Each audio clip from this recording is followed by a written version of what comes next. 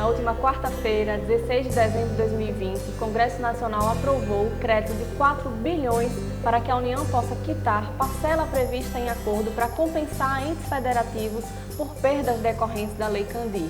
As compensações estão previstas em acordo firmado entre União, Estados e municípios, por meio do projeto de lei 133 de 2020, que aguarda sanção presidencial. Será o desfecho da novela Lei Candir para estados e municípios?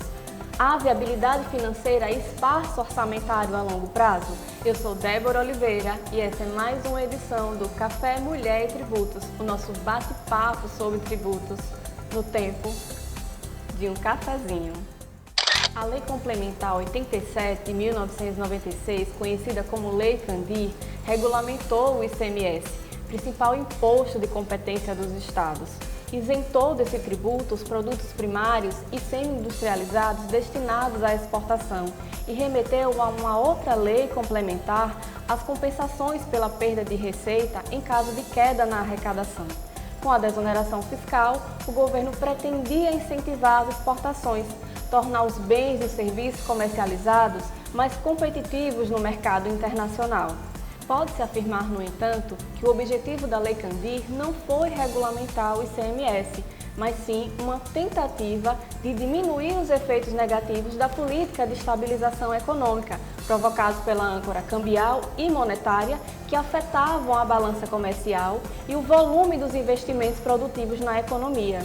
Mesmo considerando válido o argumento de que não se exporta imposto, considero utopia pensar que haveria um aumento significativo das exportações ao ponto de compensar as perdas. Nossas exportações se dão com base em produtos de pouco valor agregado. Na prática, entramos em um processo de desindustrialização e não conseguimos resolver o custo Brasil.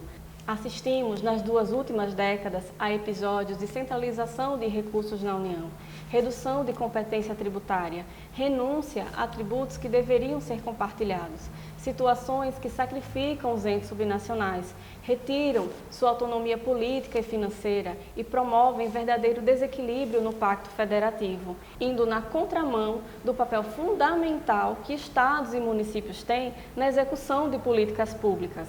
Após anos de inércia do Legislativo, batalhas judiciais por parte dos estados e muita pressão dos municípios, ação direta de inconstitucionalidade por omissão, concessão e renovação de prazos, finalmente temos um acordo fechado para reparação de perdas com a Lei Candir. O acordo prevê a transferência de 4 bilhões anuais de 2020 a 2030 e de 2031 a 2037, esse montante será reduzido em 500 milhões progressivamente a cada exercício.